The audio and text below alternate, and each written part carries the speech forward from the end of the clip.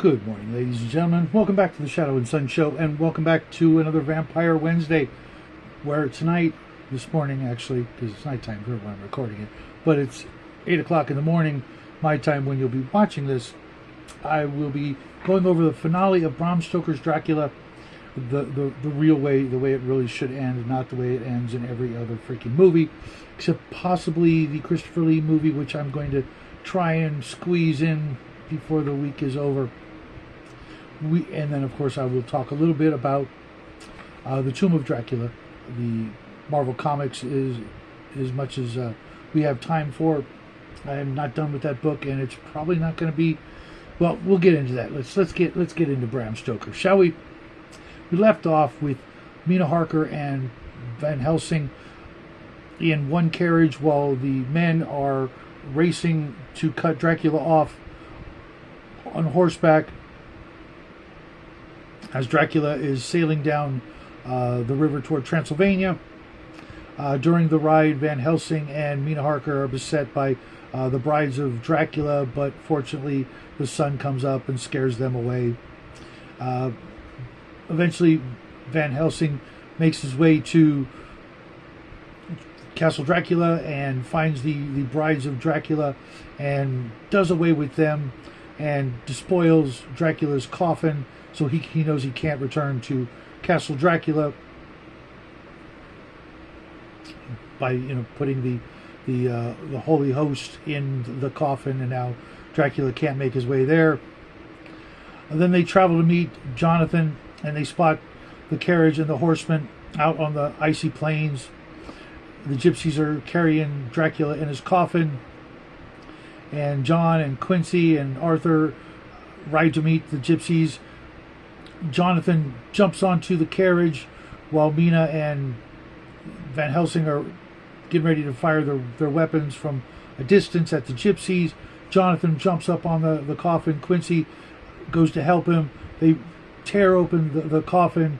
Fortunately, Quincy falls and he perishes in the battle, but not before Jonathan and Quincy manage to stab Dracula with regular knives, but this delays the process so that unfortunately the sun comes up, Dracula can't make it to his coffin, and he crumbles to dust. The end of Dracula. About damn time, right, folks? Because the only good vampire is a dead vampire. 7 years later, the story ends with Jonathan and Mina living happily ever after. Their son, a mere 7 years old, and they are talking in their journals about how there may not be any proof, but someday the journals and the notes and everything will be their sons to go over and to realize what a tremendous ordeal they all went through, and what all of the men were willing to do to save poor Mina Harker's life. The love they all had for her will live on forever in the story of Dracula. I'm glad I got to read it another time this year. It was a lot of fun. I believe I put the Christopher Lee narrated version in the pinned comments. If I didn't, remind me and I'll do it again in this comment section. Then on to the Tomb of Dracula. I finished off last week. I was at issue 14. I only made it to issue 17. Sorry, guys. It's been a really, really busy week with the Arduin Kickstarter. But let's get into it. And before I get into it, love this book. It's absolutely phenomenal. If you don't have a copy, I'd wait until after Christmas to try and get a copy where the price will come down drastically, because they released it just in time for Halloween, and of course, being the sucker that I am, I had to get it. But you guys, if you're smart, you wait till after Valentine's Day and pick up a copy for probably half what I paid. And we left off with the cliffhanger last issue. The heroes were about to cut off Dracula's head and burn his body. Unfortunately, his body is rescued by the locals who've been hypnotized by Dracula, who leave the coffin as the spell is suddenly broken by the rising sun. And later, his coffin is actually found by Josiah Dawn, a failed preacher who uses Dracula to revive his waning congregation, but Dracula gains the upper hand and summons a lightning bolt to strike Josiah down while he's holding this big silver totem of truth, and then flies off into the night. I know I really summed it up in like 4 lines, but it was really a nail biter. Issue 15, Dracula's escaping as a bat. He's shot down in bat form by a local hunter, and Dracula sends a swarm of rats to hunt him down. And Dracula finds a dying woman and makes her a vampire so she can get revenge on her cheating husband who tried to kill her. Then Dracula tells the story of an immortal in the pit of blood. Don't want to spoil too much for you because this was really, really, really gruesome. And then tells the story of how he lost the fight and ended up in the coffin at the beginning of Tomb of Dracula #1. Issue 16, this one was really confusing, so bear with me. It tried to jam pack a lot into this issue, but Dracula, well, it actually starts with a strange undead creature killing a woman and then opening a safe to steal something from it. The creature then subdues the safe's owner, a lawyer, and then leaves with his prize. Dracula watches as 2 grave robbers are slain by the creature, then the creature vanishes. Dracula then finds a woman as she attempts to commit suicide. Sorry, you too, but that's what happens in the story. Later, the undead creature is in a battle with local townies, and Dracula and the creature battle one another, only to be interrupted by the local police. Dracula tracks the creature to his own coffin, the creature's coffin, or so he thinks, only to have it escape once again. Fear not, Dracula finds him again. This confusing story comes to an end when Dracula discovers the creature was deprived of his own grave by a wealthy astrologer. The creature just wanted his own grave site back and would continue to rise until it regained his original grave site.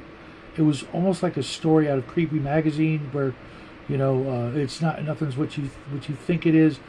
Basically, this astrologer had the creature, before he was the creature, wanted his grave site and went to spared no expense to have the guy exhumed and buried somewhere else, so that when he died, he could have that perfectly aligned ley line kind of grave site, which caused the creature to rise to get his sort of revenge and try to let everybody know that, hey, no, I belong here, not this guy. And eventually that doesn't really happen. He just continues to keep rising until that happens. But Dracula takes some of his remains and scatters them, so it makes it even harder, I guess, or impossible for him to continue killing people till he gets his way. It was just really kind of a confusing story, and to be honest, it would have been better for a creepy, eerie magazine and just left alone. You didn't even need Dracula in the story, but that's the way it is back in 1973, right, folks? Issue number 17 starts with Dracula in France, racing to one of his hidden coffins, only to be met by Blade the Vampire Hunter. During this battle, Blade reveals that the heroes are already waiting for him at his other 4 coffins. Unfortunately for them, Dracula has a 5th coffin that nobody knows about, and when he realizes that his enemies are guarding the one and all but the secret coffin, they're all secret, he leaves Blade, goes off to sleep in the other coffin because it's almost dawn. Later, Dracula heads to Transylvania aboard a train while Drake and Rachel are on board the same train. This train is full of characters waiting to destroy Dracula. Also on board is the Werewolf by Night, but we only get like a little cameo image and a teaser that he'll be in the next issue, which I wish I could have read, but I just running out of time.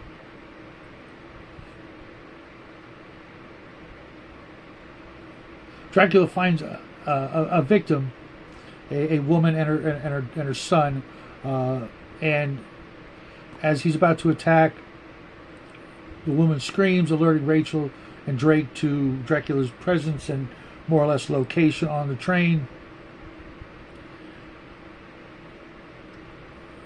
Then the porter of the train tries to, go into Dracula's cabin, and Dracula throws him out the window. Drake and Rachel confront Dracula, but of course he escapes to meet a very strange fellow with a strange briefcase full of mysterious documents, only to have Dracula toss him and the case out the window because he's trying to escape the train. And the strange individual is found by one of the servants of the enigmatic Dr. Sun's minions, sort of a prelude, foreshadowing of some more plots that are going to come about in the next issues, I guess, because we're supposed to wonder, what's in the case, what kind of documents, why are they so important? And of course Dracula doesn't give two craps about that. He just wants to get to his next coffin before sunrise, because they found yet another one of his coffins. It's like, how many coffins does this guy have? Seriously. But that was what I got through in Tomb of Dracula, and I just finished that last issue just moments before. Love this book. One of my favorite Dracula fan fiction stories of all time. Marvel Comics, Marv Wolfman did a phenomenal job, even though it was confusing at times. Let me know what you guys think in the comment section below. Did you make it through to Dracula? Are you still reading it? I know I finished early, but I kind of had to push through it because I've got a whole bunch of other stuff to get through this week, and I'd love to hear what you guys thought of both Bram Stoker's Dracula, the Dracula movie, and of course Tomb of Dracula in the comment section below. But until then, I will see you guys all in the funny papers.